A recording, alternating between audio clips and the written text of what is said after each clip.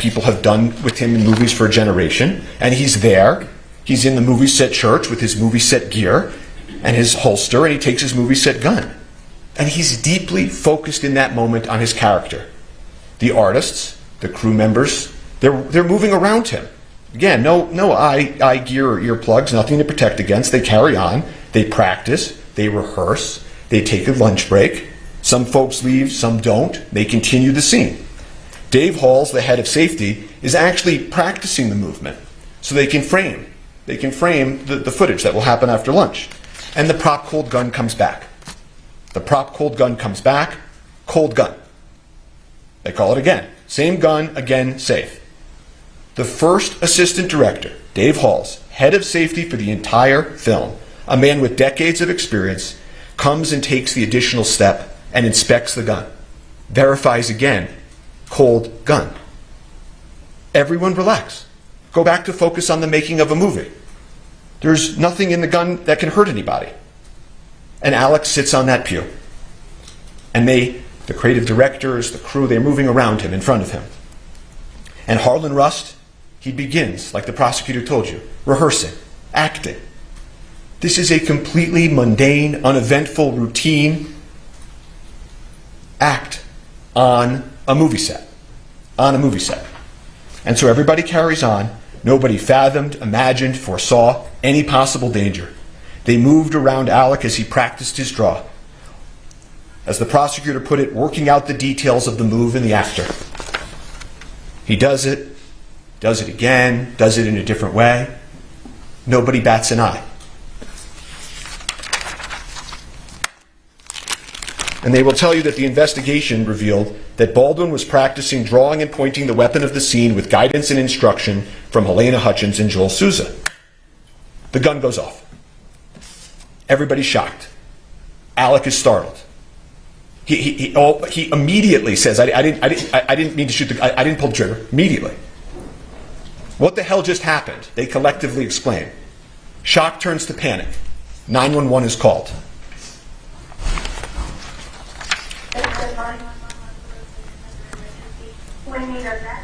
Ambulance out at Bonanza Creek Ranch right now. We've had 2 people shot on a movie set accidentally. You said someone was shot? 2 people accidentally with gunshots at on movie set, Bonanza Creek Ranch. Okay, send it. I'll connect you with medical dispatcher. Don't need that. San Jose Fire and EMS, what's the location of the emergency? No, Bonanza Creek Ranch. We've had 2 people accidentally shot on a movie set by a prop gun. We need help immediately. Okay?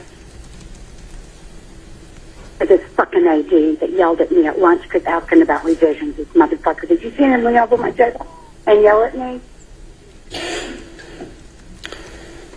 He's disgusted guns. He's responsible for what happened in the film. Now, Mimi? No. I'm a script supervisor. How many people are injured? 2 that I know of. I was sitting, we were rehearsing, and it went off, and I ran out. Accidentally shot on a movie set with a prop gun. The fucking AD, it was his responsibility. Not a word about Alec Baldwin. While they're en route, police, EMS, the cast and crew are outside trying to figure out what happened, frantic, talking to those responsible for the prop and its safety. The armorer is yelling, sorry. Halls, the first assistant director, is panicked. The prop master, Sarah Zachary, I don't know exactly where she is at that point, but they check the gun feverishly. They take the ammo out of the gun. They look at it, what the heck happened. They go back to the prop cart that houses the ammo. They're touching the gun and manipulating the gun, emptying it. They go and move some stuff off the prop cart, trying to figure it out. Sarah Zachary, the head of props, will tell you she threw some stuff out. And eventually, of course, EMS and police arrive pretty soon thereafter. And Halyna Hutchins and Joel Souza, the director, are transported to the hospital where Halyna tragically passes away. And I'm not going to be asking questions about her condition after she was wounded or the medical interventions that followed. Her injuries, the efforts to revive her, are not in dispute in this case. The evidence will be there. The prosecutor may present some of these emotionally charged images, but we're not going to be asking questions about that, and it's not an issue in dispute in this case. And You jurors are allowed to ask yourselves whether or not that should be the focus or the focus should be the evidence. So police enter the scene. They have lapel cameras. Thank God they have lapel cameras. You want to see what happens? The evidence will show you can play the videotape. Want to see if they take the right gun? Play the videotape. Want to make sure what the people said or did, they're remembering correctly? Play the videotape. And so they immediately recover the prop gun and they secure it. That's off to the side. And the reason that you preserve things in the moment is so that you know what existed in the moment, the evidence in the moment, the people and the witnesses and what they said in the moment. These folks, the members of Rust, they'd never been through anything like this before. That is why what they originally said matters so much in this case. If you remember anything I say today as the evidence proceeds, remember that. Look at the evidence of what the people of Rust said and did that day. Life changes, memories change, there are human motivations, internal pressure, external pressure. That's why preservation is so important. So the police continue. In terms of the prop cart and the prop ammo that's on the cart, it's manipulated, altered, kind of messy. And at this accidental shooting on a movie set, the police begin to make some mistakes. No one had ever investigated a prop gun on a movie set before. They recover the prop gun, but they don't wear gloves. They don't have the prop car inside the crime scene. Someone moves it onto the crime scene. People start touching it and showing, okay, this is a dummy, this is a blank. And then they make another mistake that matters in this case with some more significance, which is that they don't secure the prop truck that houses the cart. See, that cart that they roll off comes from a truck where all of the ammunition, all of the firearms are, and that's where they're stored. They don't secure the prop truck for several days. And then the prop house that supplies the truck, that supplies the cart, they don't secure for over a month. A lot of mistakes. They had never investigated a case in a movie set. But they had the prop gun. That was key. And so they needed to figure out where the live bullet came from. They had the shell casing, Starline brass. That's the sort of make. You'll hear that phrase, Starline brass. And the police were right to focus on that. That was the lethal element. And so they work outward. Makes good enough sense. Folks around the ammo and the gun to be interviewed at the precinct. The armorer at the precinct. She loaded the live bullet. Halls, head of safety, he double-checked. And Alec walks up to the police. You'll see this early today. And he says, I'm here, whatever you want to do, whatever you need me to do. Just tell me where to go. And Sarah Zachary, the prop master who threw out the stuff at the cart, they missed her that night to bring to the precinct. But the rest of them at the precinct. And thankfully, we have the lapel cameras. And then they cleared the gun outside after his request, and I witnessed them clear it and saw the bullets. Okay. So the one was the one that was missing, the one that fired, we don't know, but all the other ones were proper. I can pause this. I can turn this off. Move on.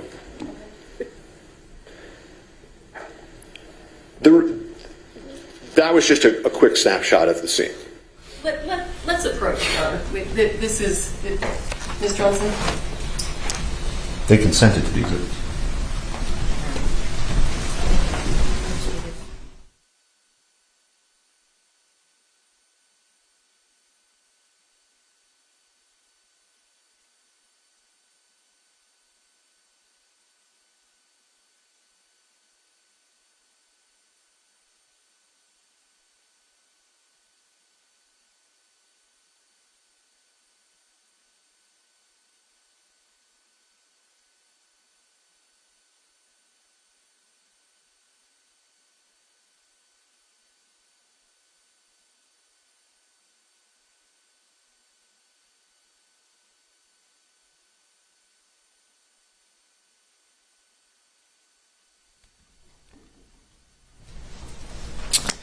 The remaining witnesses from inside the church are interviewed on the scene. They're interviewed with lapel cameras. They're interviewed by the lead detective, Detective Cano. And those witnesses, some of them will come in here and testify. And not a single one of them will tell you anything different than what I'm about to tell you about the evidence. The gun was double-checked, verified it was a cold gun, not an actor's responsibility to check. Safety was ensured before. Alec was doing his practicing, his rehearsing, his movements. People manipulate and point guns on movie sets. The gun went off during the rehearsal. No one saw him intentionally pull the trigger. It was obviously a tragic accident, but Alec committed no homicide.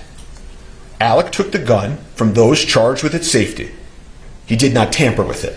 He did not load it himself. He did not leave it unattended. It completed his costume and his character. It was an actor handling a prop and integrating it into the character of Harlan Rust. There was a dedicated professional there, off camera, whose sole sacred responsibility was that prop safety. And Dave Halls, the head of safety, was there by her side. Everyone relied on that. And it was tragic that they let them down. He was just acting as he has done for generations, and it was the safety apparatus that failed them all. So law enforcement continues. They need to find the live bullet. That was the lethal element. So they, led by Detective Cano, execute a search warrant on the church. And that's what law enforcement does. They immediately go to a judge. They say, this is what we need to do. They go into the church urgently before anything can be altered. They're confirming it was an accident, not a crime in the church. They search for guns and ammunition, videos and photos. There was no further answer in the church. They had the prop gun. They had all those witnesses secured. Their statements are clear. Alec had committed no crime, but the bullet was a mystery. And so they focus on the bullet, the critical, lethal bullet, and how did it enter the movie set. So they had the prop cart, and then they go do the warrant on the prop truck. And so at that point, and I'm going to put up a photo so that you can see who some of these individuals are, they're trying to figure out when they go to the truck, what is the source of the lethal bullet. And so they execute a warrant on the truck approximately a week later. The Seth Kenny that you heard about in the prosecutor's opening, the supplier for the set, he's there. Sarah Zachary, the prop master, she's there. And they walk through what's inside of the prop truck with law enforcement. But there's no answer to the lethal bullet. And this case then takes on, all this pressure. The media begins swirling. Where is the lethal bullet? How did it get on that movie set? And what about that actor, Alec Baldwin, who had nothing to do with why the bullet got on the movie set? And so police and prosecutors, they work hand in hand, meeting after meeting, trying to find the lethal bullet,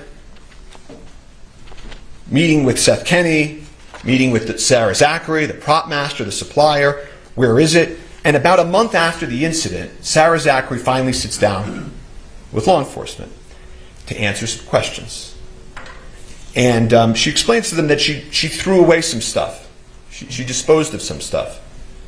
And the prosecutors and police keep meeting, swirling media, and then at that point, they go to the last step, right? We've done the cart, we've gone to the truck, we met with Sarah Zachary, and they go execute a search warrant on, as the prosecutor told you, PDQ, the prop house. And again, Seth Kenny's there to greet them, let them in, and they don't find the lethal bullet. They never did. They never did. And as things roll into police and prosecutors, cell phones and photos and forensics, looking for this shiny object, they found another shiny object. Instead of trying to find the source of the lethal bullet, they focused on Mr. Baldwin. But Mr. Baldwin was like every other actor. He goes bang bang in movies. He's told when guns are cold or not. He rehearses and acts as his character. Safety proceeds before the actor. Once the actor has the prop gun, he can handle it however a person he's acting as would. A properly cleared gun can't hurt anybody.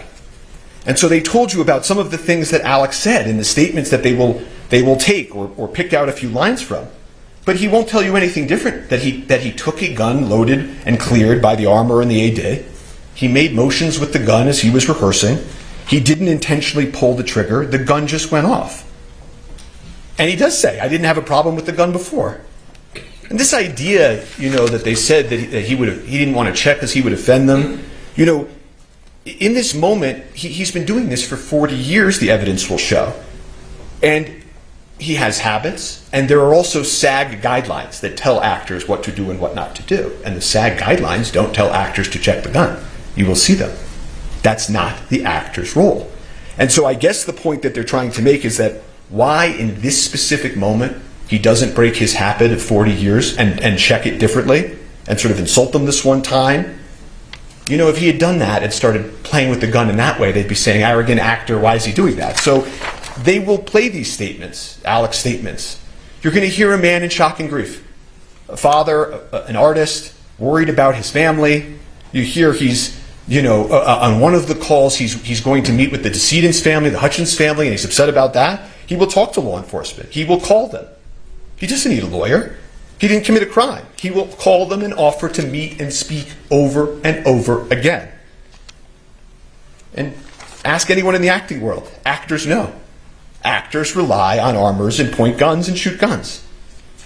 The Armorers Act, what they did, is clear and proven. The head of safety, you will learn, took responsibility for his verification failure. But Alec committed no homicide. So law enforcement didn't have a homicide case against Alec Baldwin. But they changed the question. You heard the prosecutor tell you about this. Did he pull the trigger? Did he pull the trigger? Did he intentionally pull the trigger? And if he did, of course, that would only make his statement incorrect. Right? That would mean he would have misspoke, been incorrect. And I want to stop for a moment and just tell you, because you're going to hear a lot of testimony, expert testimony like the prosecutor told you, about the gun functioning imperfectly. Did he let the hammer down when he cocked it? Did he hit the trigger? Did he, in a calculated manner, as the prosecutor made a motion, fire the gun like that? And when this issue is discussed, it's easy to sort of pull yourself into courtroom land and away from a movie set. On a movie set, you're allowed to pull the trigger. So even if he intentionally pulled the trigger like the prosecutor just demonstrated, that doesn't make him guilty of homicide. He did not know or have any reason to know that gun was loaded with a live bullet. That's the key. That live bullet is the key. That is the lethal element. But again, as the prosecutor told you, if they could prove that he intentionally pulled the trigger and he was imperfect, imprecise, wrong with what he said, then maybe you take that and you say he's lying. And if he's a liar, he committed homicide. And so what they do is they take the prop gun. They're blinded by the shine. They're blinded by trying to disprove Alec. They take it and they order a destructive test on the firearm. They order the FBI to take a test that they know will destroy the firearm. It's a pointless, unnecessary test where they blindly try to make this big case by taking a mallet and smashing the firearm. At the time that they did that, they knew that Alec had adamantly maintained, that he was manipulating the hammer and the gun just went off. That the witnesses said it went off out of nowhere. That there are these accidental discharges that happen on the set. That guns have issues in the real world. That this gun had a hair trigger. And the owner's manual of this specific gun actually says that if you load it with a live round or any round in the chamber, in that last position, and you drop it like you see a cowboy in a movie, this type of old cowboy gun can accidentally go off. I don't remember hearing anything about that. The evidence will show that. So rather than trying to answer the question of what happened, they proceed with the destructive test. They eliminate the one item that could prove what Alex said and believed. They didn't offer him a chance to test the gun. They didn't take the gun apart before they broke it and destroyed it and look at its inner workings. They didn't turn on their videotape. They just destroyed it. Can't ever be tested in the same condition it was in that day. Won't ever allow Alec to show his truth. And the destruction of this gun that you will hear in this evidence is symbolic of this entire case. Because the officers will tell you at that point, they weren't really investigating anymore. They were trying to disprove Alec, to get Alec, to have this day. And so after the destruction of the firearm, they hired some expert witnesses you heard about to pick up the pieces, so to speak. And the state retained Lucian Haig, an expert with over half a century of experience. And he will come into court and he will tell you he's never seen anything like this in his entire career. They conducted a pointless test, a test that would lead to inevitable destruction of the firearm. There were other correct tests that they could have done to prove whether or not it could have accidentally discharged. None of the experts can test the gun in the condition it was in on the day in question. Why? Not because of something that Alec Baldwin or the crew members of Rust did. They were all clear. The gun just went off. But because of something that law enforcement did. And they deprived him of that opportunity. However, Lucian Haig will tell you that in his analysis, he did find modification that he thought likely pre-existed the FBI testing. And what that modification means and how it impacted the gun is hard to perfectly know, of course. But it was a modification on an important part, the critical part of the firearm.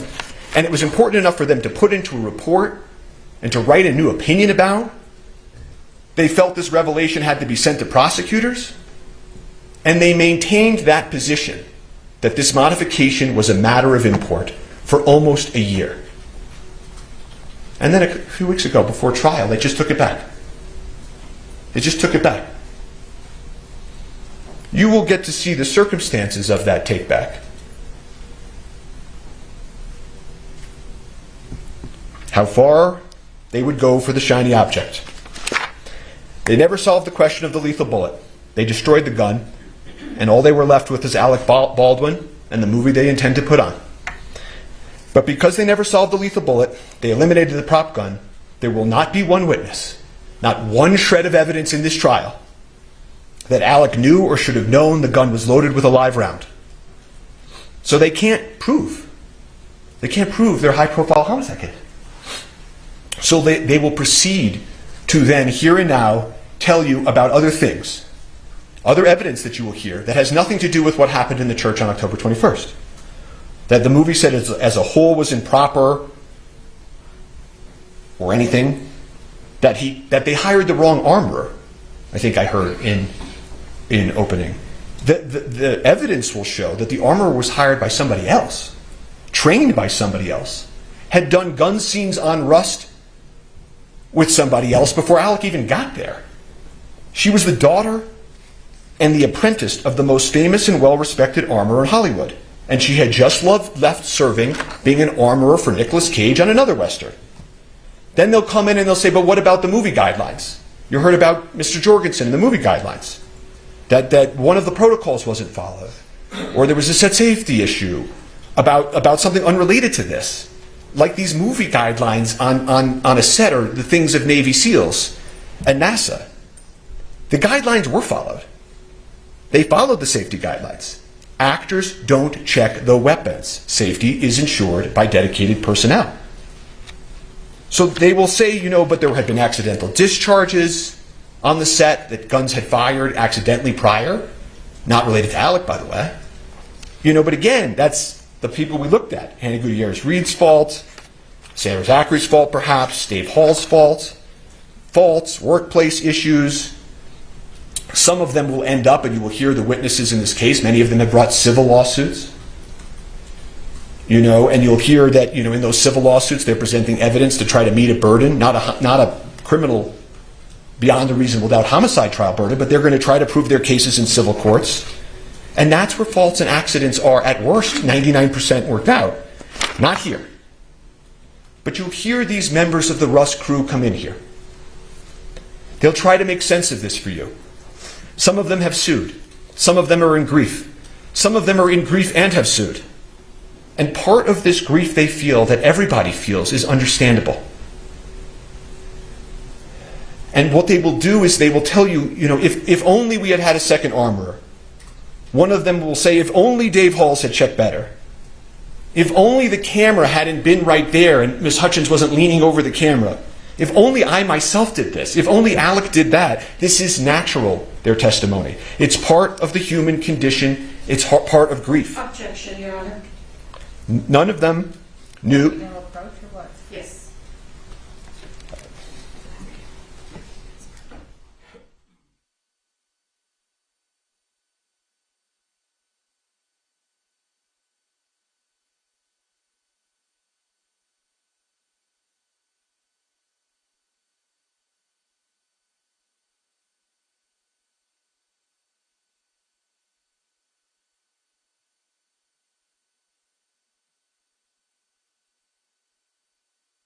as I was saying, the witnesses, in their grief, will look for reasons to try to make sense of this tragedy. But again, none of them knew or should have known about the lethal bullet either.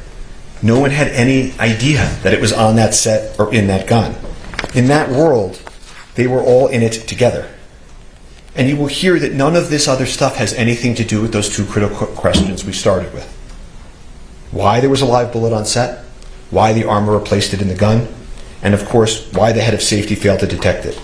None of it speaks to whether Alec knew or should have known those things. He didn't. No one on that set did. It was not foreseeable. You will hear that word from the witnesses and from eventually the instructions. Foreseeable. This was anything other than foreseeable. And they must prove beyond any and all reasonable doubt that this was foreseeable. Total indifference to human life, that death might occur. He's an actor. He's an actor. But here we are at a homicide trial. And so they will pull witnesses, and witnesses will be cross-examined. They will push themselves to the edge of truth and beyond. These things about, Alec didn't notice this or Alec didn't notice that. I want to make sure that you're clear on something that the evidence will show. He had been filming on that set for a handful of days. The evidence will show he had just gotten there. It's not as if he had been there for months and months and noticed things and failed things, and he had just gotten there. You don't notice every little thing when you start at a new place and when you're in the character of Harlot Rust. But they will push forward, and they will have gaps in the evidence as well. Don't expect you to be hearing and for them to call the first AD head of safety. I don't know if you'll be hearing from the lead detective, Cannell, who investigated this case. The lead detective. Or the sergeant that supervised him, Sergeant Zook. I don't think you'll hear from Mr. Schilling, who was the lead investigator for the prosecutors. And so as you hear this, you jurors can assess about that gap of evidence. And there's one thing that I can tell you will not hear also. You will not hear from an actor or an expert in acting. And so they will play the videotapes of Alec Baldwin, the actor, acting. They will show you perhaps over and over again him in shooting scenes. Bad Alec shooting a gun the wrong way in a movie scene. They will try to get you to picture that and forget that this was a movie set in the first place. And you will see actors in a Western acting. And your mind might go to your favorite gun scene in your favorite movie. You may picture actors and actresses doing exactly what you see here. The other actors in Rust doing the same thing that Mr. Baldwin was doing. But when you come back from that moment, remember, this is a homicide trial. And you will see soon that the reason they play those videos of him over and over is because they don't have any evidence of actual homicide.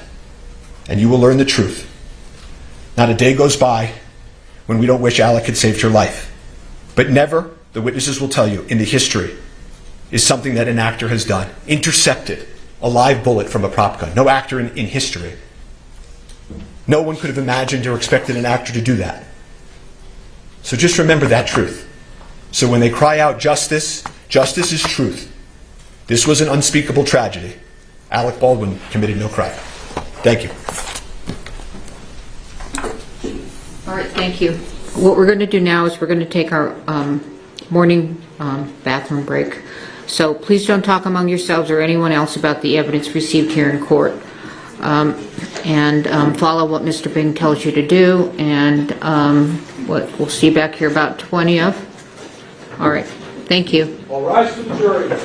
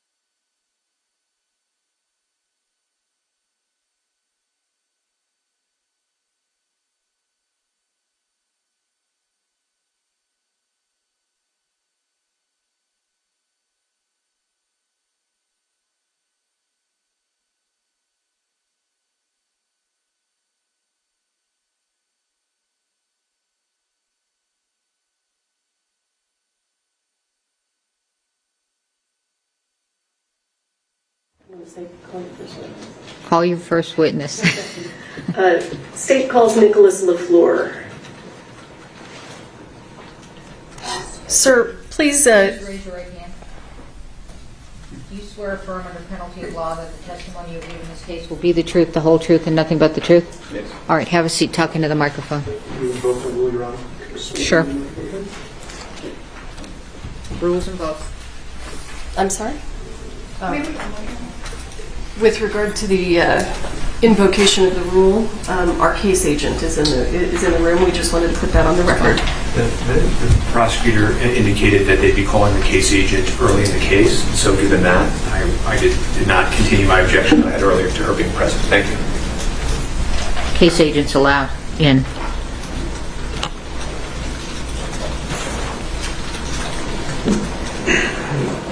Sir, state your name and spell your last name for the court record, please. My name is Nicholas LaFlor. My last name is spelled Lefleur. And how are you currently employed? The City of Santa Fe Police Department. And what do you do there? Police officer. How long have you been employed at the City of Santa Fe? 2 years. Can everyone hear Officer LaFlor? Okay.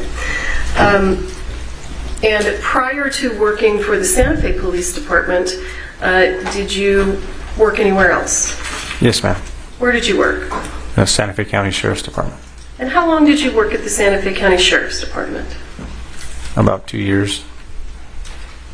And were you on duty on October 21st of 2021? Yes. Did you receive a dispatch call? Yes. Can you tell us what you received and what you did? A call came in that there was someone shot at a movie set. Unclear who shot, how many were shot. I happened to be the closest person to the call and arrived on scene first. So when you arrived on scene, when you say first, were there other law enforcement officers there? No, not at the time when I got there. Were there any other first responders present? There was some fire personnel and what they called the scene medic for the movie set, I guess. You said a scene medic? Yeah. Okay. So when you, let me ask you, when you receive a call for a shooting, what's your primary concern? Priority life. And what do you And mean to when you say priority life? Make sure whoever needs help gets help and that the threat is stopped. And when you arrived on the scene, and where was it? Bonanza Creek movie set, I guess. It's quite a ways off the interstate. Okay. And what county and state is that in? Santa Fe County, state of Mexico. Okay. So when you arrived there, give us an idea of what you saw. What was going on? It was a big, old, like cowboy western theme, like city or a town. There's a bunch of people running everywhere, bunch of cars, bunch of people pointing. When I got there, people were pointing towards a church, and I got out. I attempted to grab my medical bag and went in and saw. Hang on, I'm gonna stop you there. Approximately how many people were there on scene? I don't have the direct number, but there was more than 100 people. Have you ever been called to a shooting where there were 100 people already on scene? No. Did that present any specific challenges for you? Yes. Explain to us what those challenges were. Just there's a lot of moving parts. Just got to take it one piece at a time. See who's hurt. make sure that, one, that nobody's continually getting hurt, and then two, the person who's hurt, medical attention is being given to them, and then go from there. Okay. And when you arrived on scene that day, were you running your body-worn camera? Yes. The state moves for the admission of State's Exhibit 4. No further objections, Your Honor. Am I? Are you? I want to just make sure I'm connected. I'm ready to play it. Permission to publish? Was he going to recognize it first, or are you satisfied with the foundation? Yes, Your Honor. We've consented to both lapel videos All right, today. That's fine. Okay. So you may publish. This is States 1? 4. States 4. How do I get the monitors to come on? Ryan's going to do it. Okay. Do you know how to do it? Go ahead, do it.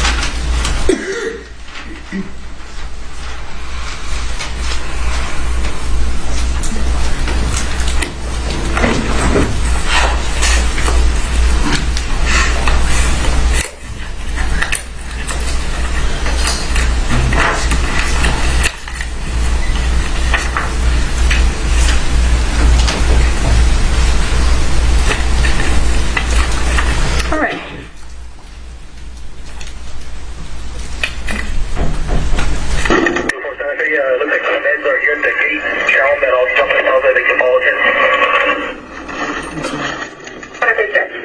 Hold on, his monitor's not on. Are your monitors on? Yes. This one's not. We'll turn it on. It's on, but it's green light. Green light's on. Let me go get the adapter. Well, can he redo it from here while he's looking? Or do you want? Sure, if the monitor won't just come on? Just come on. He's got to get the adapter. Go get the adapter. Okay. Officer LaFlor, do you want to turn around and just look at the monitor on the wall behind you? It doesn't matter, ma'am. Okay, let's do that.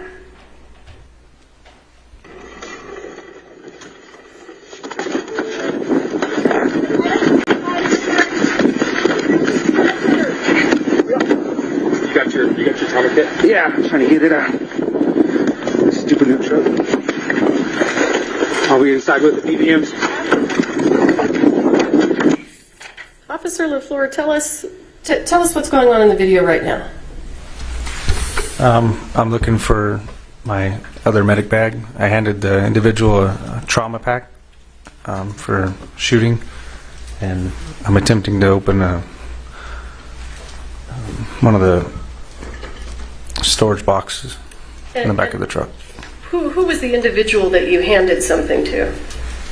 I believe it was a fire personnel that I followed in, a volunteer firefighter maybe. And I thought I heard the word, is it BVM? It's for CPR. It's a bag valve mask. Valve mask. BVM. Okay, thank you.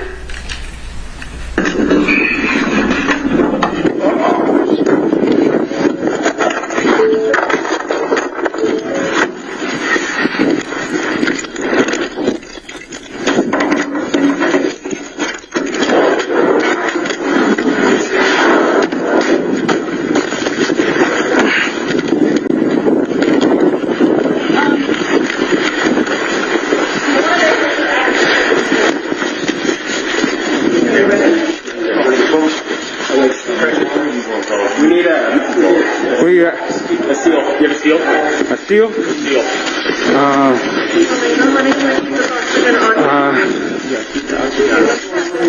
I got a sterile glove and a packing gloves. Okay.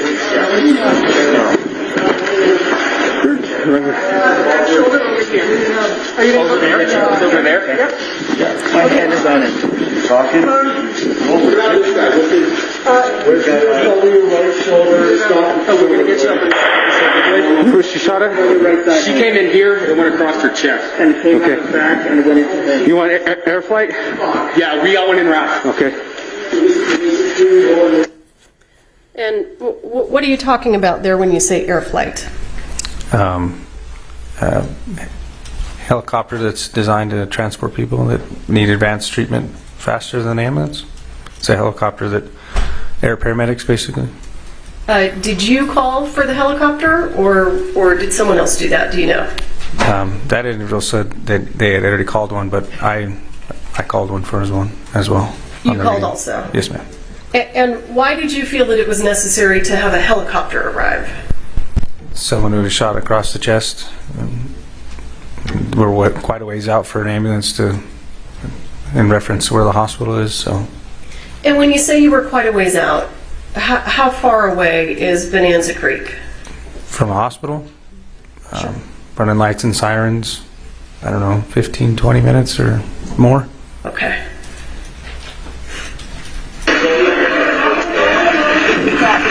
.32 Santa Fe, one female shot in the chest, male shot in the stomach, requesting air flight.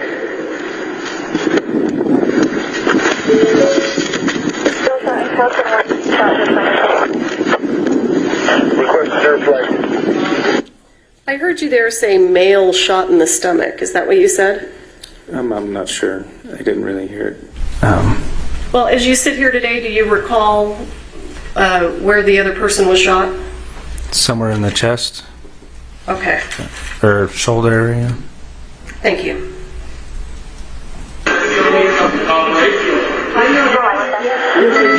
GPS? It's okay.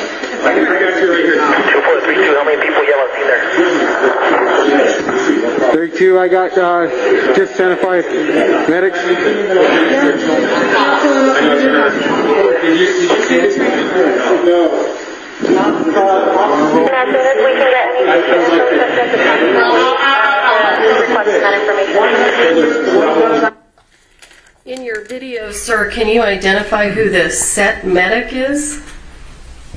It's a little blurry, but I believe it's this lady right. The one that's bent over with her blondish brown hair. Is the monitor working now? Yeah. Yes. Joe. Come on, Joe.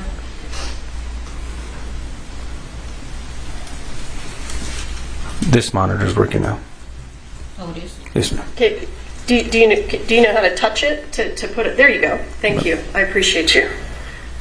You can go ahead and remove that. Oh, I don't know how to remove it. Can you show them how to remove it? Push on the menu button. Clear. And then there's a clear at the end. Okay. Then if it's in the way, just push menu. Do you know who these other people are that are in the room? No, I know that that person, and somebody over here, the battalion chief, they were wearing Santa Fe medic, county fire medic shirts. So, and they came in the vehicle in front of me. You don't know who the other people are that are in the room? I know the other person shot, and then Halyna Hutchins, or I maybe misspelled her name or pronounced it, and then the other assistant director, and that's about it. Okay.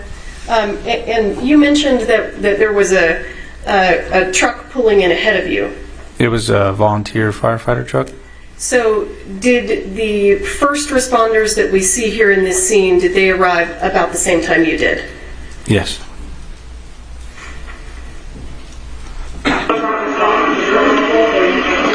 .32 Santa Fe both approximately 140 pounds, elderly male and young female.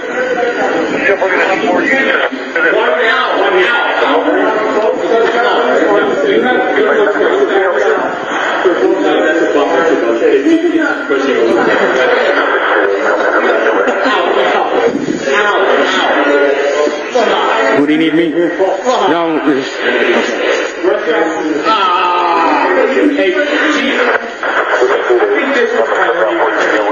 You want a BBM?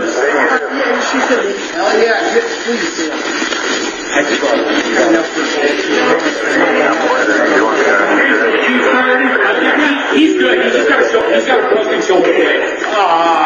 This is repeat your information. Are you flying her out? Yeah, she'll be.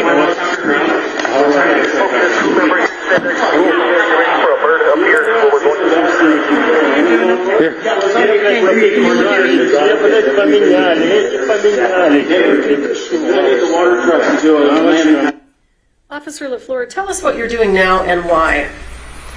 I looked over and seen that they were getting the oxygen tank out. Noticed that they were using on a bag valve mask, which is more appropriate for that situation than the one that goes around their face. I'm just helping them, doing as much as I can to help. So give us a little bit more information. What causes you to believe that the bag valve mask is more appropriate than the one that goes around your face? And when you say the one that goes around your face, what do you mean? If the oxygen were to run out or they had to use manual breaths, they could use the bag. The other one is just something that's over their face. Okay. And what made you think that the bag valve mask was more appropriate? Nothing really. I just believe that's more, I don't know. Officer LaFlor, are you trained in life-saving measures? To an extent, yes. Okay. Was it anything about your training that caused you to think that that would be more appropriate? It's just what we've been trained with versus the one that was already on her. Okay.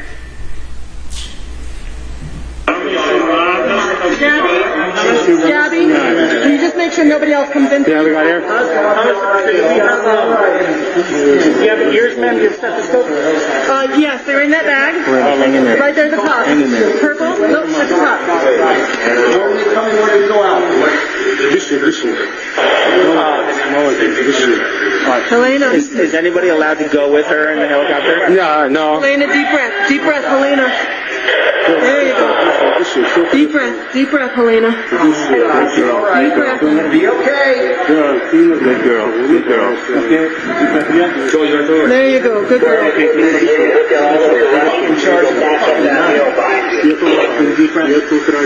Deep breath. Jesus.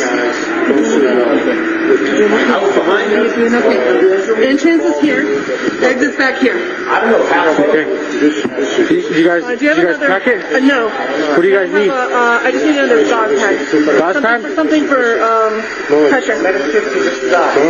I'll take a big one. This one? No, this one's good. This one? No. Ab pad. Do you have an ab pad?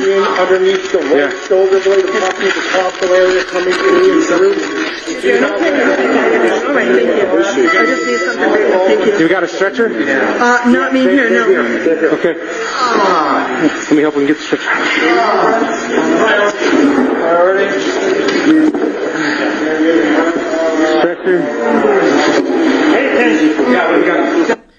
What are you doing now?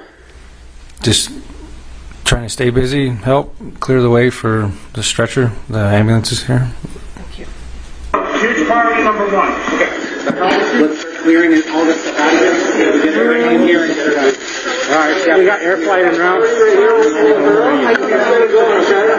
Not on me here. We can get it from the hallway. Halyna? Halyna? This is Halyna Hutchins. What's that?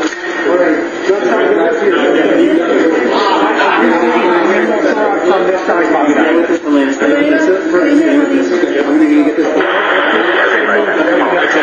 Okay, we're going to move. Okay. So, I got the air. Thank you. I'm just flying this thing on that thing. Did you get all that out? I'm not behind you guys. All right, see, put you with me. So we're gonna need to get her going right away. The Rocky Company. Officer LaFlor, have additional first responders now arrived? Yes. Can you give us an idea of who's on set assisting now? So it looks like more paramedics have arrived and Lieutenant Benavides is right there. Okay, and do you mean this gentleman here? Yes, ma'am. That my cursor's on? And who was Lieutenant Benavides? He was our day shift lieutenant at the time. Was he a supervisor? Yes, ma'am. We got it through and through on her. We went through and through on her, through the chest, and then you got one in the arm over there.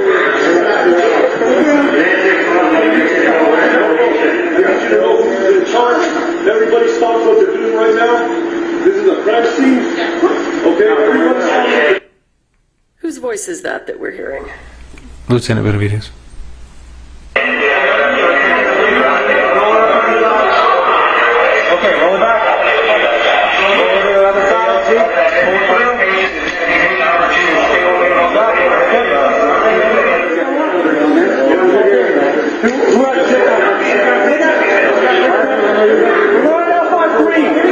One, two, three. Right underneath, pull. Really good. Let's go up and down, let's go down there. Let's go get care of you here, okay?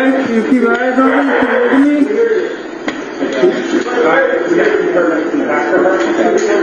looking at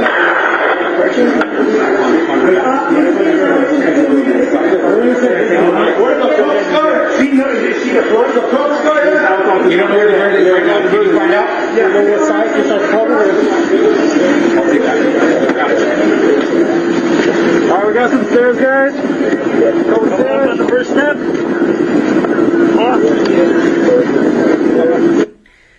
So what is your understanding about where Ms. Hutchins is being taken now? Into the back of the ambulance. And can you explain why is she going into the back of an ambulance rather than the helicopter? The helicopter hasn't arrived yet, and my understanding is that they have additional medicines and equipment and measures they can take inside of an ambulance. All right, thank you.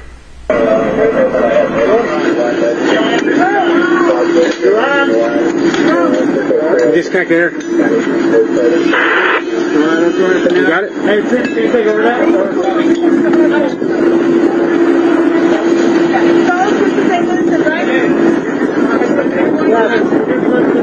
You guys want to see Vincent? Find out the ETA on the bird.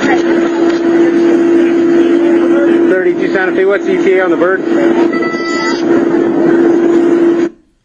What did you just say? I asked the ETA on the helicopter.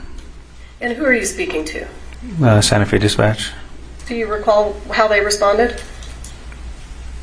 It's been a minute since I watched this video, so. All right.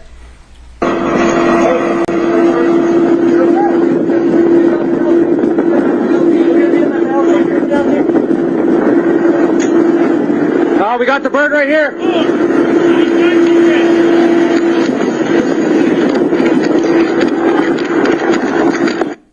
Is the helicopter now arriving? Yes, ma'am.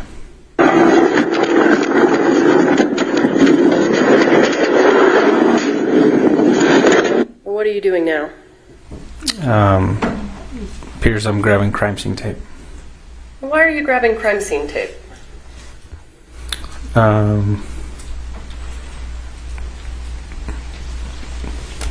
To start the crime scene. I don't know if anybody had told me to grab the tape yet, but I knew we needed to start one.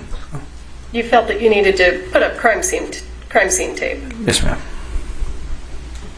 Or somebody may have asked for it. What's that? I'm sorry. Or somebody may have asked me for it. I'm just not too sure. Okay. And what's crime scene tape used for? To mark the perimeter or the inner perimeter of essentially a crime scene in which they want to tape off and only allow certain people in and out. Okay. And was that an issue in this scene? The crime scene? Well, cordoning off the crime scene, was that an issue here? Yeah, it was a unique situation because of the you can't really tie crime scene tape to nothing. So I think in one point they actually used our patrol units as to tie the tape around and go to the next one. And why is it important to cordon that off? Just for evidence purposes. Allow only certain people in and out because at this point we didn't know what was going on. So. And were there people in that area that were not first responders? Yes. Approximately how many, if you recall? I don't know. I couldn't give you a number really. There was just a lot of people on the outside that I hadn't seen originally inside the church. So. Okay, and did you know who those people were? No. Okay.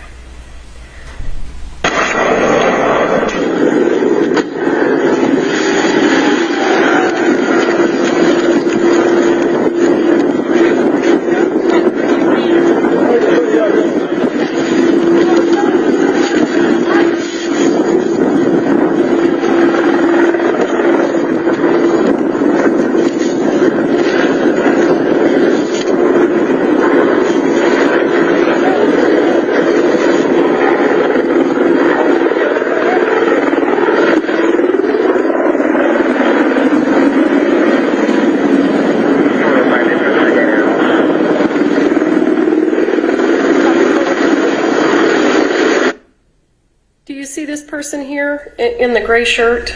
Yes, ma'am. Was that a first responder? No. So when the crime scene tape goes up, what happens to that person? I can't recall. I haven't watched the video yet. Hypothetically, is that person allowed to stay inside the crime scene? No. Okay. Who are the people that are allowed to stay inside the tape?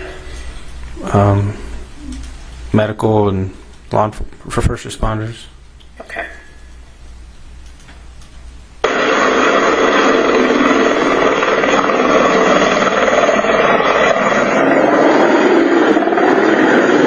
What do you need, Chief? I'm radioing for my command to come back. Tell you guys, this was in the middle of a shot, and I have live ordnance on the ceiling up there. It's safe. Okay. But it is here, right above here. Okay. Right there, that's... Okay. And if you get to the point where you say you want me to move, all right. I'll haul my guys in. Okay. Where's the bird? It's right here. Okay. Bonanza Creek. Yeah, 40.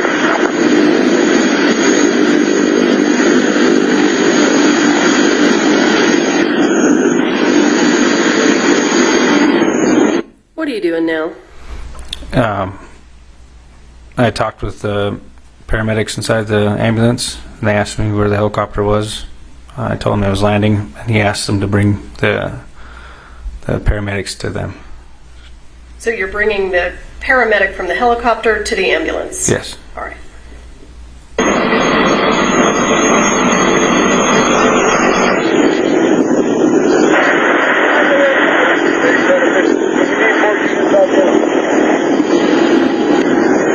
We got approximately 23-year-old female in the back of the ambulance right now. Gunshot underneath the right arm.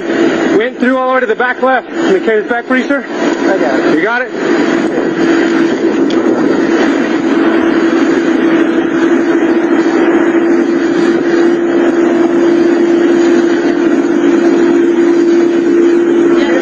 This one's priority. Hey guys.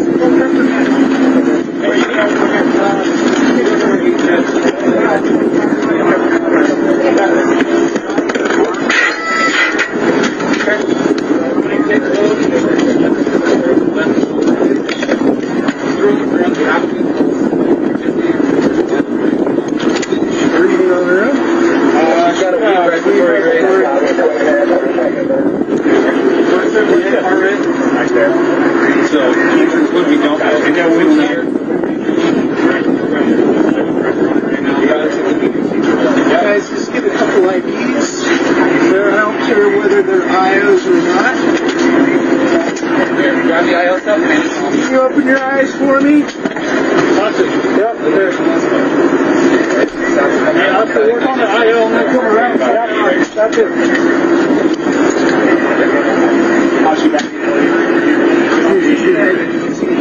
Here, if I could just have you guys just step over there for us, okay? Can I have you guys get over there for us? We're going to have to gather everybody up, get everybody's names, everybody who's on scene, okay?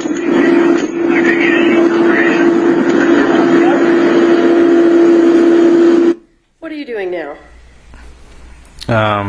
Just trying to think what's next. I think I'm putting one of the pilot's headgear inside the ambulance on the other side of the door. Why are you telling those people to move? Just to start to gather people up, because they're just standing around the church where the said incident happened. Why didn't you do that when you initially got there? Just went in and made sure that medical that people were receiving medical treatment, and then slowly go with the flow, see what it could do next. Are you trained to take action to save lives before moving witnesses around? Yes, ma'am.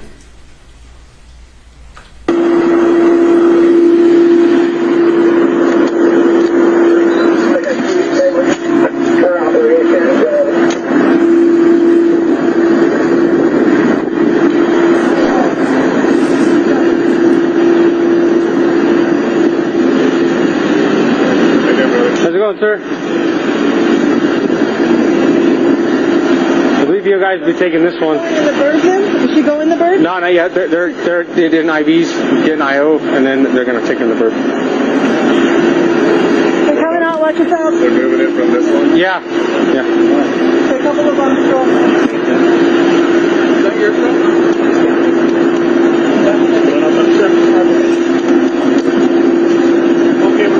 And whose jacket is that? Joel's? Okay. It's got his phone. Be careful, it is bloody. Okay. It's got his phone, it's got his other stuff in it. Okay, well, we're going to just keep it here.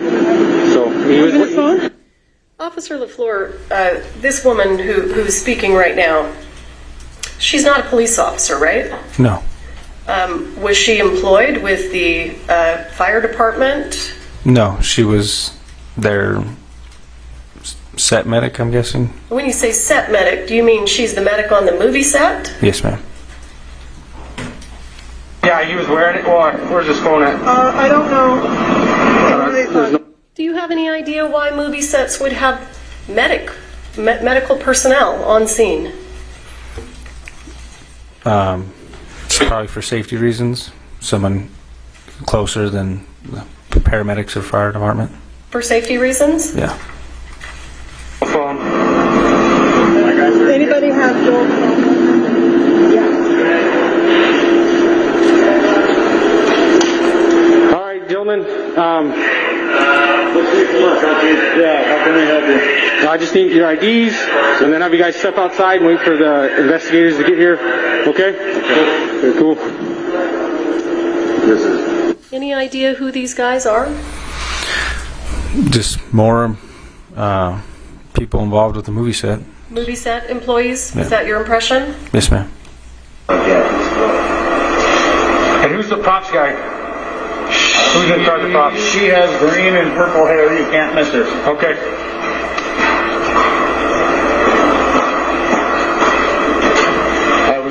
I was here when it happened. You were here when it happened? Yes, sir. Who else was here when it happened? The camera operator. How many people you think were in here when it happened? 3, maybe 4. 4? Maybe. Okay. So 2 more other than you 2?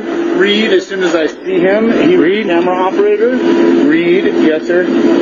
Okay, who else? Reed Russell was here. Alec Baldwin. Alec Baldwin was the actor on set that pulled the trigger. Alec Baldwin? Yes sir. Where's he at? We got one. Yeah, you'll help me find him? Yes sir. Baldwin's right there on the cell phone with the cowboy hat. Okay.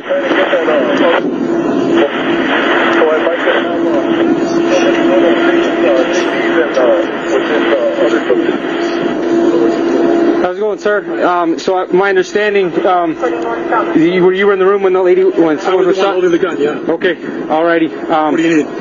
Well, I know your name, so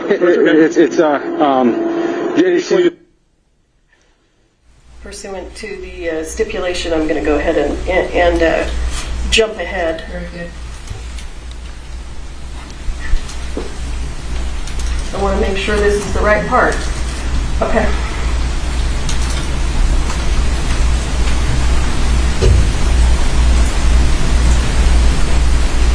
Let me get with my lieutenant and see where we want you to hang out, okay? Whatever you want to do. Whatever. Yes, sir. All right, give me just a second.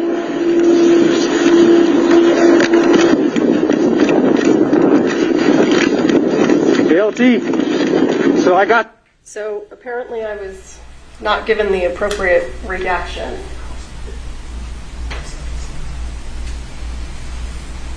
You want me to jump ahead 5 seconds now? What? I need to know what to do, or I just press play. What do I do?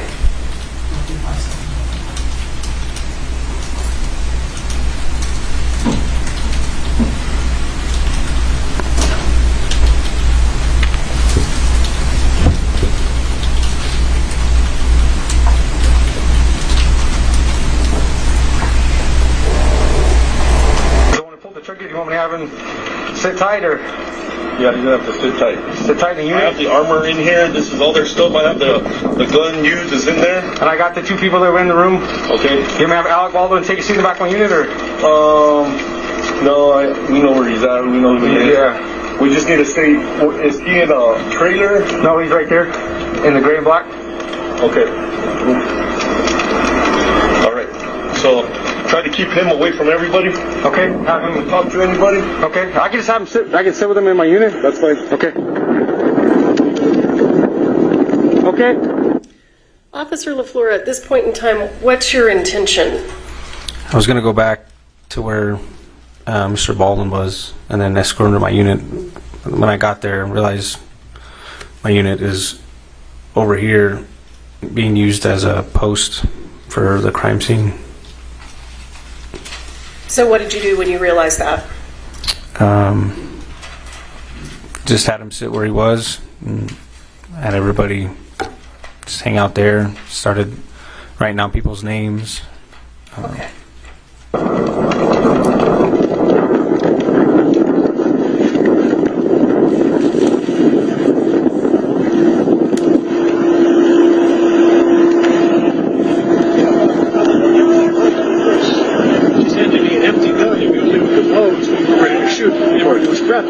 Earplugs, everything. Alrighty, What are these people doing? Seems like they're talking about what happened. Now, as a law enforcement officer, is that something that concerns you? Yes. And why? Why does that concern you? They could be, one person could be telling them what they saw and mess up what they have to say what they saw. So it could essentially coerce testimony, I guess. People would say the same thing because the other person said it, rather than saying their own opinion, their own view of what they saw. Okay. Mr. Baldwin, who's the director on scene? The guy that was shot. The guy that was shot? Okay. Where is he now? I think he's in the ambulance. Do you guys have a production car? Or? There's an AD. Name is Dave. I'm waiting for you right now. Okay. I'm happy to stay right here and do everything that he's. Well, my lieutenant just wants you to stay away from everybody and not to talk to nobody. So I was. Wait right here. We can wait right here and have everybody step back, or we can wait in the back on patrol unit. But I prefer to not put you there. Okay. Alex, you want something? You want water or something now? I want to find props and get a cigarette. So, why did you let Mr. Baldwin sit there instead of putting him in some vehicle and separating him from the other witnesses? Like I said, my unit was clear across being used as a post, and just because I didn't know what we had right there, came to maintain cooperation with people involved. Well, it sounds like you gave him an option. You let him choose, is that right? Yeah, he wanted to stay right there, and I figured if I could keep him there, I didn't see a big problem with it until later on when people were talking and whatnot. And did you give Mr. Baldwin instructions about whether or not he could speak to people? I did tell him to stop talking.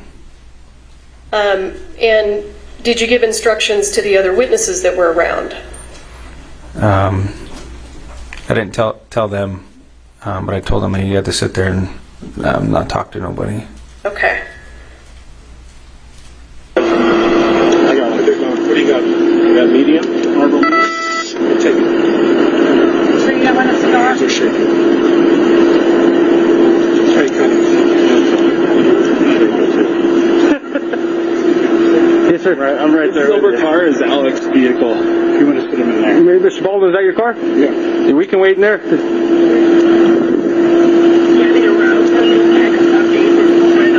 You want me to stay here? We can wait in your car if you want to. I can't smoke in the car. Oh, okay. Yeah, we can wait. Hang out right here then. Is Joe gone? They both gone? Well, they're still working on the female. If you haven't seen the helicopter take off, then they're not gone yet.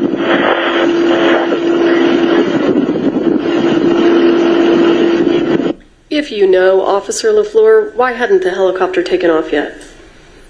I don't know exactly why, but my guess is they have to stabilize the patient before they can put him in the air. In the air, okay.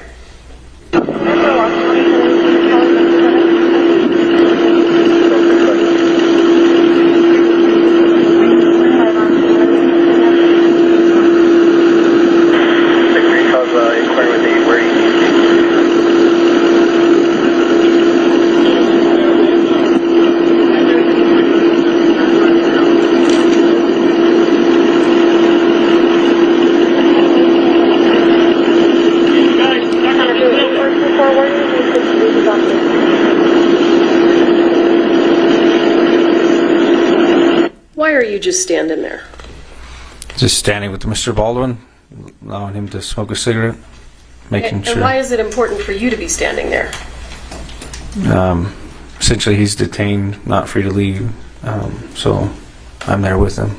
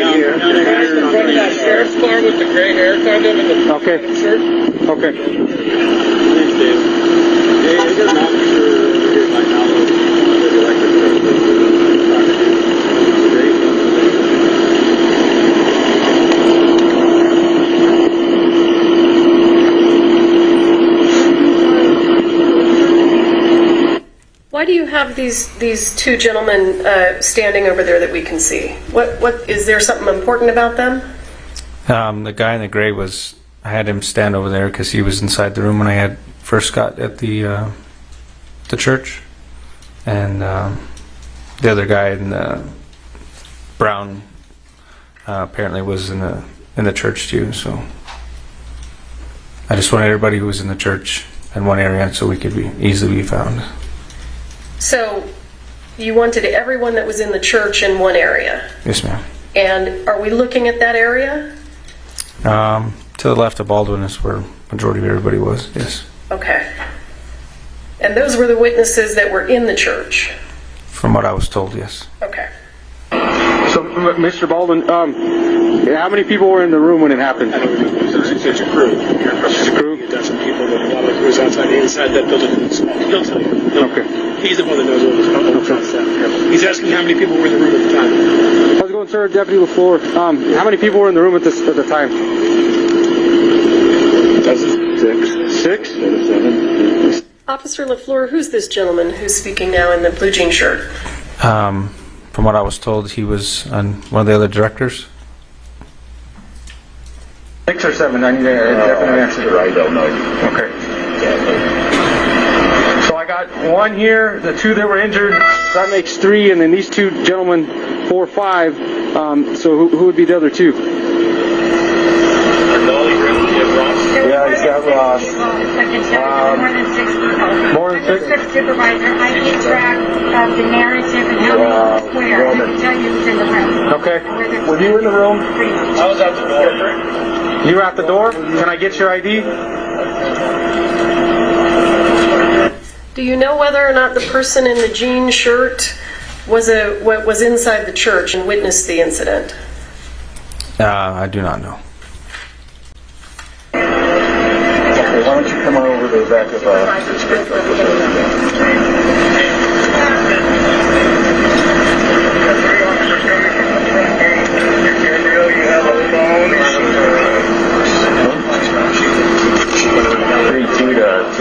I have 3 AEs for 3 questions. She's really just yelling at everybody and screaming at the George. Well, he was inside. Does it appear to you that Mr. Baldwin is speaking to the other witnesses? I think he was talking about who would know who's in the room. Okay. I can't really hear it. And then apparently the guy's son was working there as well. Okay. Is this an ideal way to separate someone from witnesses? After looking at it, probably not, but that's what happened. Okay, understood. You're right at the door. Do you have an ID on you, sir?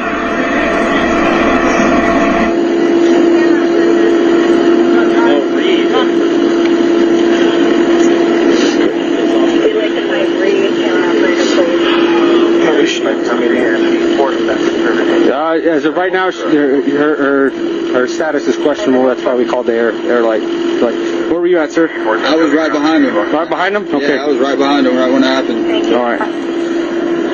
So just have you guys hang out for me right here. We'll get someone to get your statement in just a second, okay?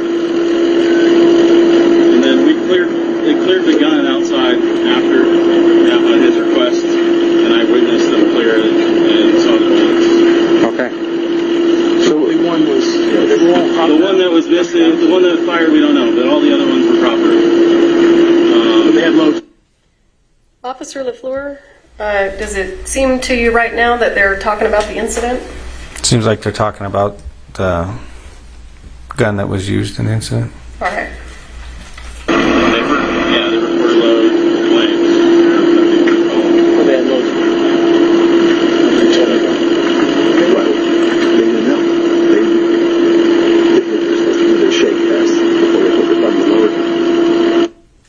Officer, do you know what this conversation is about that we're watching right here? Something about a shake test. I don't know. Maybe the rounds, dummy rounds, maybe. Okay. I'm not too entirely sure. Do you agree with me that, well, was Mr. Baldwin supposed to be talking about the incident? No, ma'am. Does he appear to be doing it anyway? Yes, ma'am. We're rehearsing, you give me the empty gun. And then you would be in the low, it's hot until we're ready to shoot. So the earplugs in, it's on, it's up to the load. You alright? No, I'm worried about her. Yeah, well, me as well, but it's just a choice. She's stable now, I think. Hit her in the arm, the back of the truck. Hit her in the shoulder. Hit her where both of them took it on the shoulder. Hers came out the other shoulder, which is why it's not loaded. His, the shoulder blade stopped it. So, shattered. There's basically a rotting, it's a blank, but because I think it was based on the sound and how much ringing I had, I think it was a half. Officer, are they still talking about the incident? Yes, ma'am. Is there a reason that you didn't stop them since you told them not to? I think as time goes on, I tell them to stop.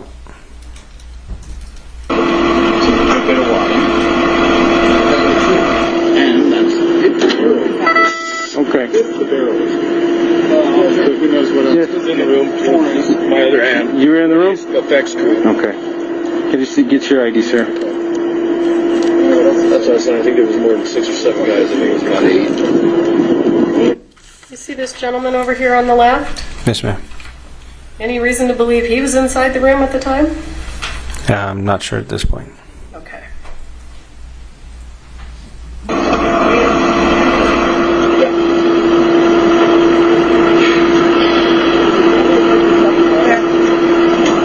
Were you in the room too, ma'am? Yes. Okay.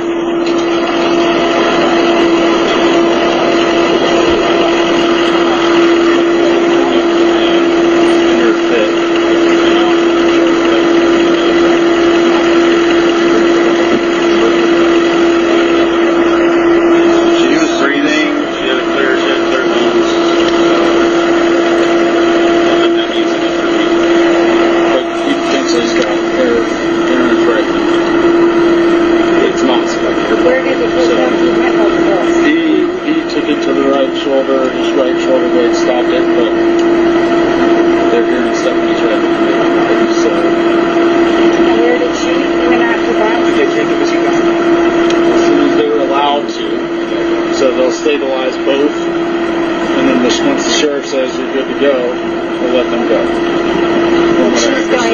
So she basically they're trying to stabilize her vital signs, enough for the flight, and administer any kind of narcotics or anything they need, blood thinners and that may be, then they'll load her up in the helicopter and they'll fly her there. I believe the other ambulance is on the other side, and he seems to be doing better than she was, so they might drive him in an ambulance. I heard him wave off the other bed, so.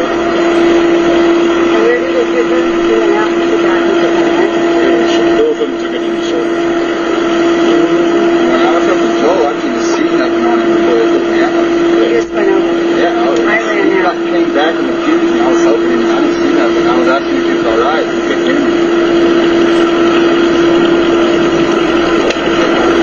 You and him at the trauma hospital. Still at St. Vincent's. They're both trauma ones. So. Thanks for the information. I was curious. Yes, ma'am.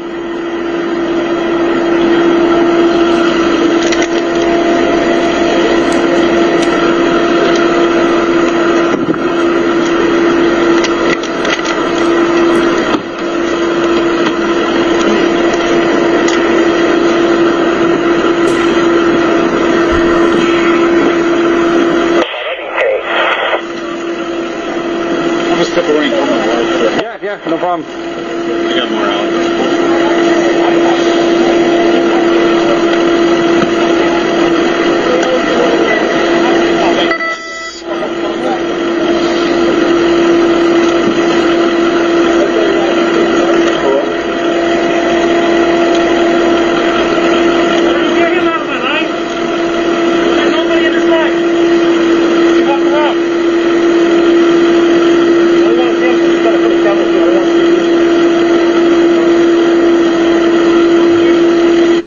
Officer LaFlor, have more first responders now arrived? Off to your right, you can see. There it is. Off to your right, you can see more patrol units showing up. This deputy showed up, but this corporal had been there for a minute. And approximately how long have you now been on scene? According to my body cam, a little over 25 minutes. Okay.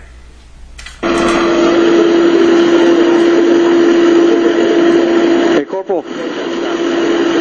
I got 7 people there in the room when it happened, all their IDs, so. Okay. Just get it all brought down. I'm not sure what the CID's come out first. It's okay.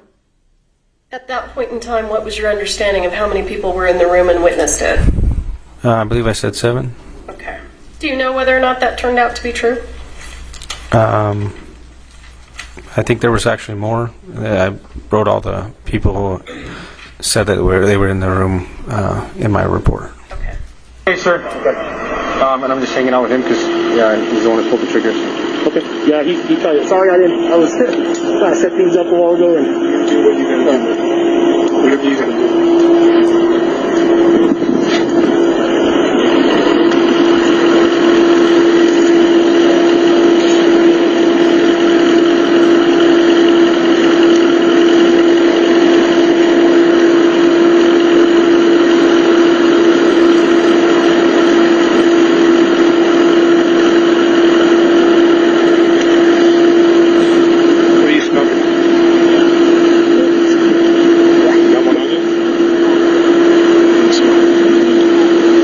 Notepad? Ready? Alright. Do you have a notepad? Officer LaFlor, at this point in time, I know he's no longer in the frame, but the gentleman in the blue denim shirt, do you know whether or not he was in the room at the time? I don't recall if he was in the room or not. Okay.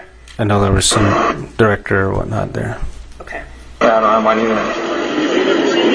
Yeah. So I start. Yeah, I know. It came off when I was given, trying to pack wounds. Yeah. Okay.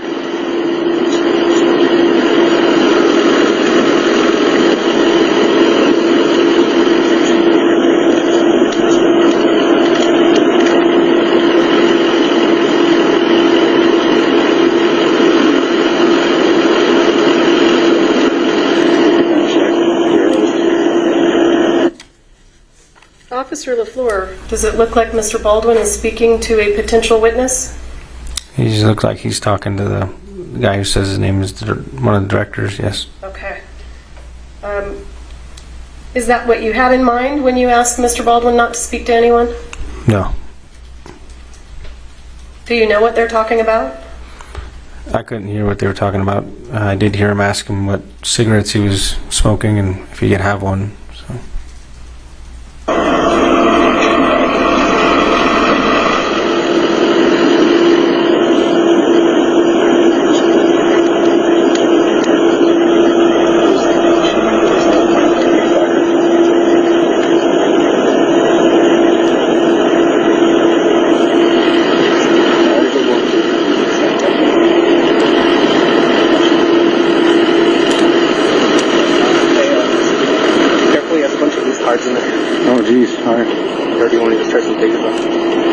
No, because I'm going to be writing quite a bit.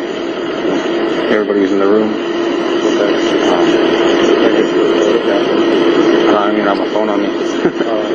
Yeah. It's all right. I'll just, yeah, I'll write it down.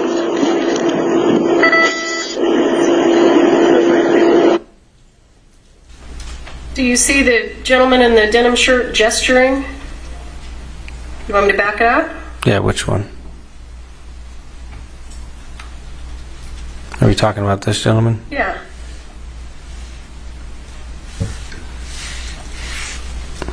Do you know what he's gesturing?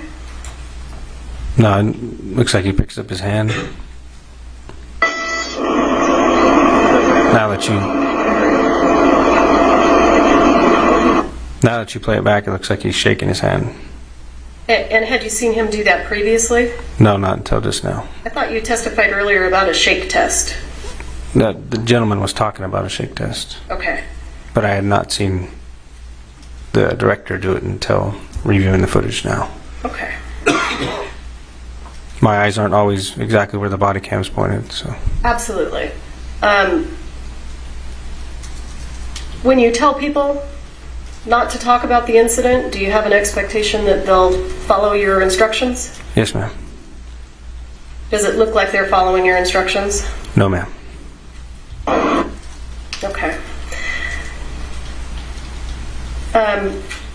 Officer LaFlor, I'm going to stop the video there. What else did you do on scene that day? I helped essentially just wait with other witnesses, I guess, or people that wanted to give a statement or they needed a statement from at a different location. It was their base camp is what they called it. So you needed to take statements from people that were at another location? Is that what you said? No, we took people from essentially where we had them, and they took them down to their base camp, and that's where they started interviews. And the people that you take to base camp, are those the same people that we see here in the video? I believe so. Those people, and I don't know how many people they ended up interviewing.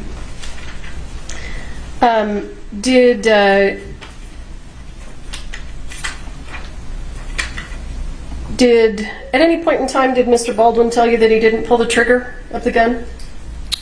I believe he told me he was holding the gun. I believe in the beginning when I was leaving the church, one of the guys said that Baldwin had pulled the trigger.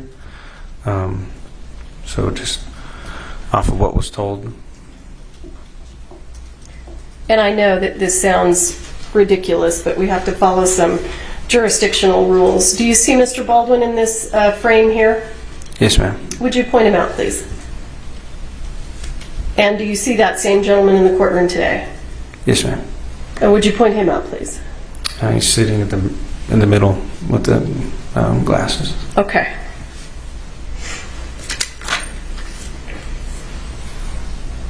Anything else that you did of import that you can think of that you think the jury should hear about? I think that's about it. How long were you on scene, if you recall? From when I got there was, I don't know, about 10 hours maybe or so. I was there until dark. You were there for 10 hours. Yeah, until they were done interviewing people. Is that typical? It is if that's what they need to be done, so. Okay.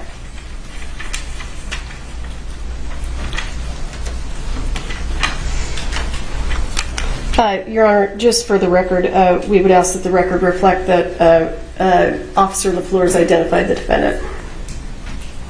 Yes. Thank you. I'll pass the witness. Gotcha.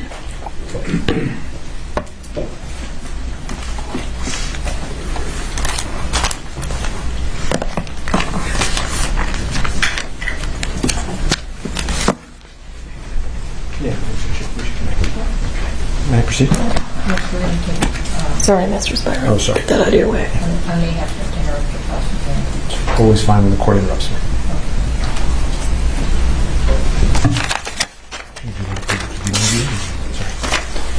Sorry. May I proceed? Yes. Yeah. Thank you, sir. When you got to the scene, Mr. Baldwin walked up to you and said, I was holding a gun. He blurted it out, right? Yes. And in fact, he was very shocked, if you could picture Alec Baldwin in a pale state, very unsure of himself. You could say an actor out of character. Fair? Sure. Object to the formal question. It is Mr. Spiro testifying in the question. We are not going Okay. to do these without this. May we approach?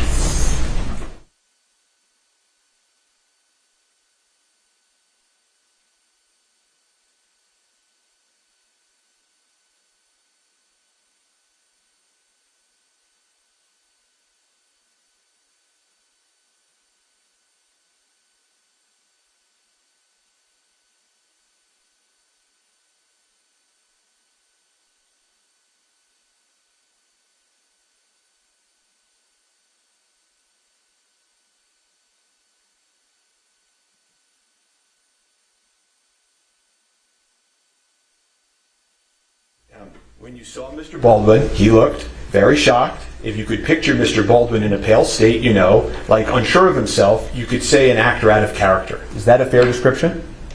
Sure. And he said to you, I'm here, whatever you want to do, right? Yes. He said to you at one point, where should I go? Right? Yes. And he also pointed out to you who the director was on scene who was hit in the shoulder, right? I believe so. Yes, I inquired about him. And he also asked you how she was doing, right? Meaning Miss Hutchins, right? Yes. I don't remember you being asked about that on direct, were you? And you mean asked by the state? Yeah. Objection relevance? Overruled. So I want to take a step back. The dispatch that came over to your radio, sir, before you got to the scene was a dispatch for an accidental shooting by a prop gun, correct? I believe that's what was told to me, yes. Okay. And you've testified to that previously, right? Yes. Okay. And the dispatch report, you know that you received that wording, accidental discharge, several times, right?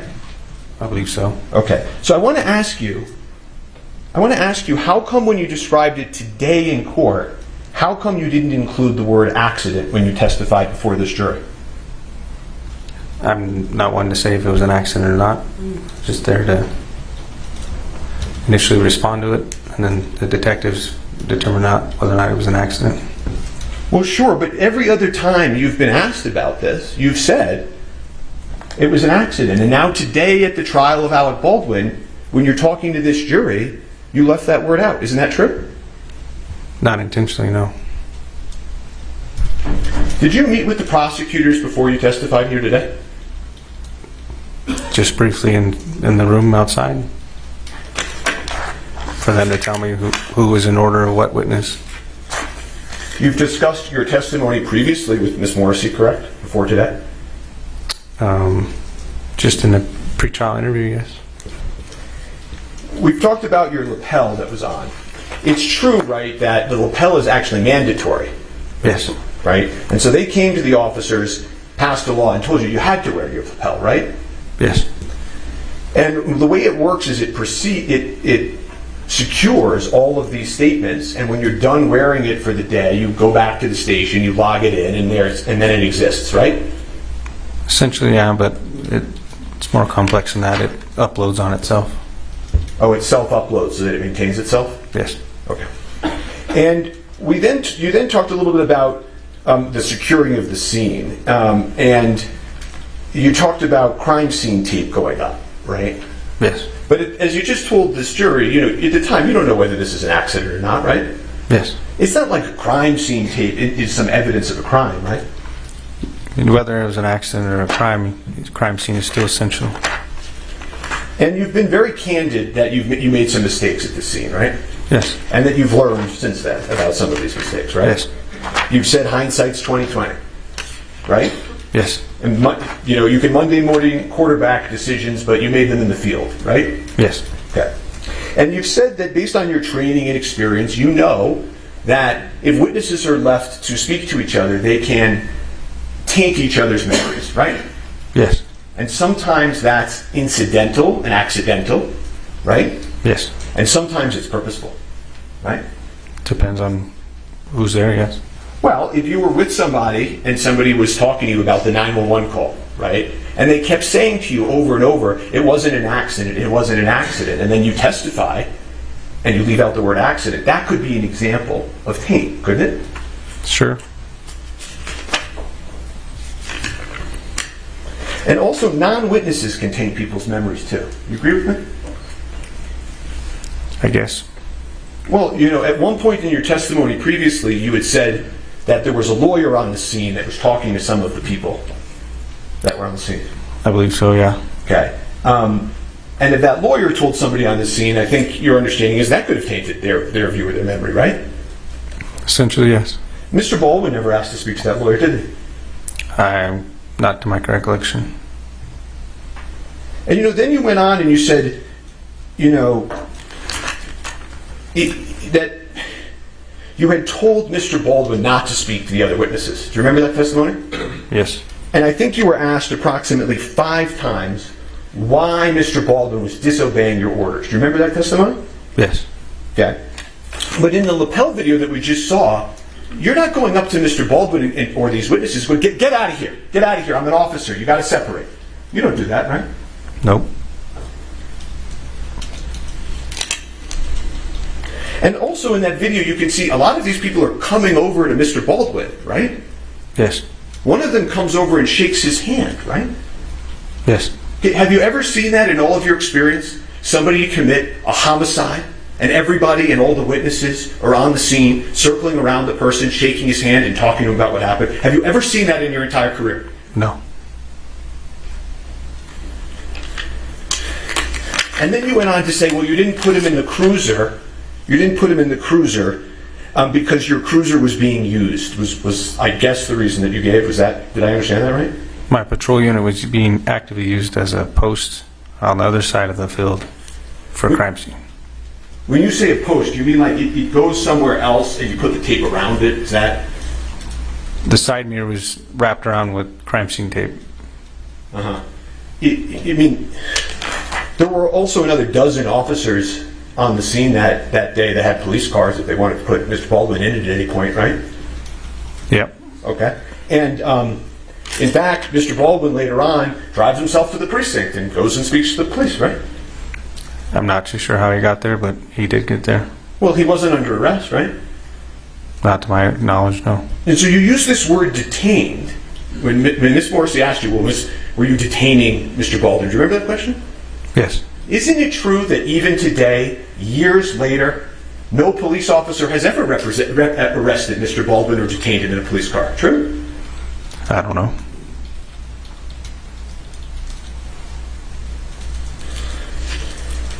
The police department, the Santa Fe Police Department, has never arrested Mr. Baldwin. Not the Santa Fe Police Department. Question asked and answered. Overruled. And one of the things that you do as an officer on the scene is you observe demeanor, right? Yes. And you spent 10 hours on the scene, I think. I heard you say, right? Yes. You got to see the people of Rust that day live, right? Yes.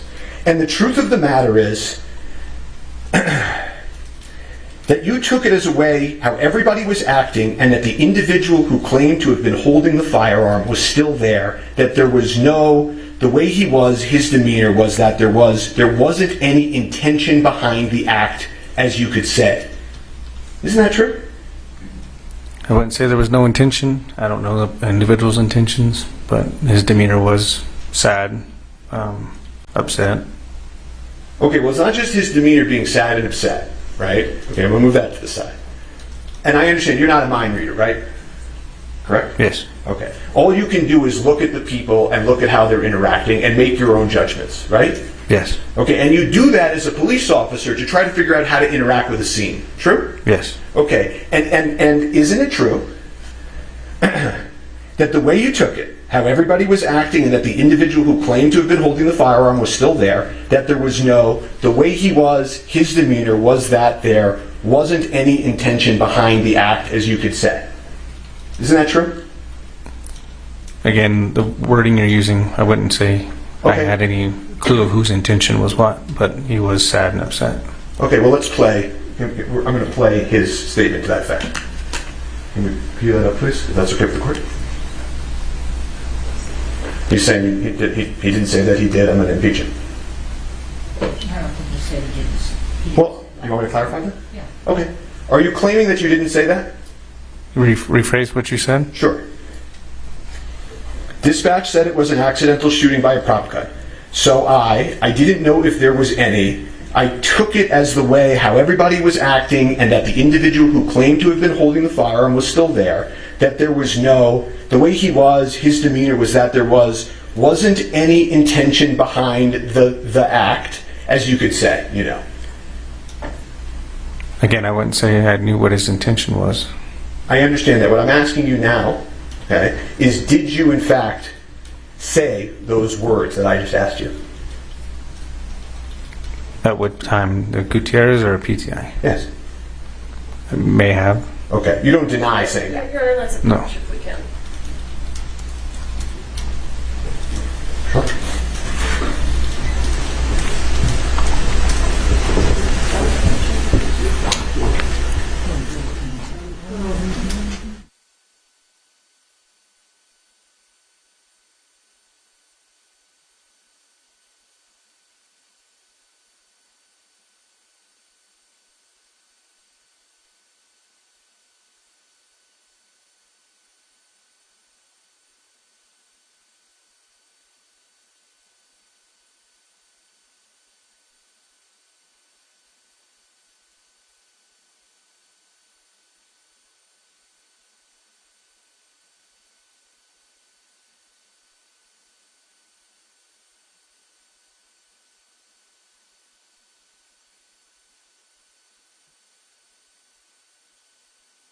So one more time, I'm just going to ask you, did you say that statement that I read? If you're reading the statement and it says my name next to it, then I more likely said it. I just don't recall when.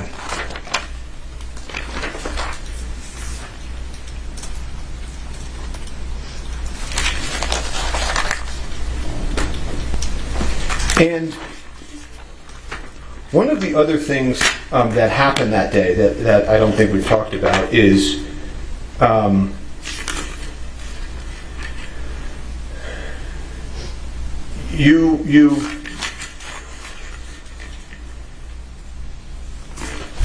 you spoke to a witness who told you that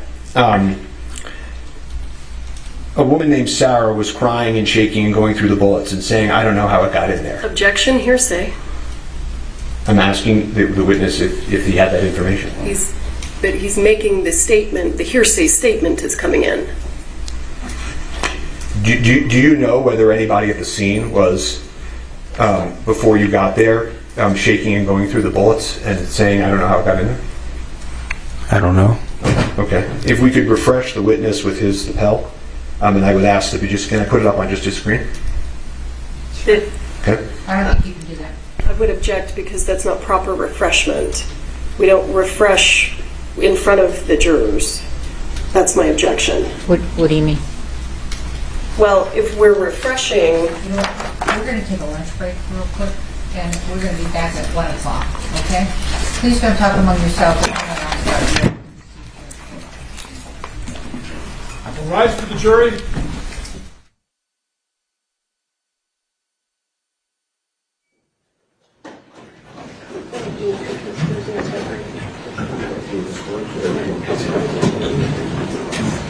Can you show me how big this thing?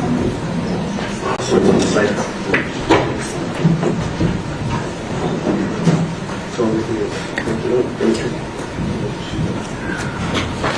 All right, you're excused. You can move over. And this thing is a battery, and counsel approach.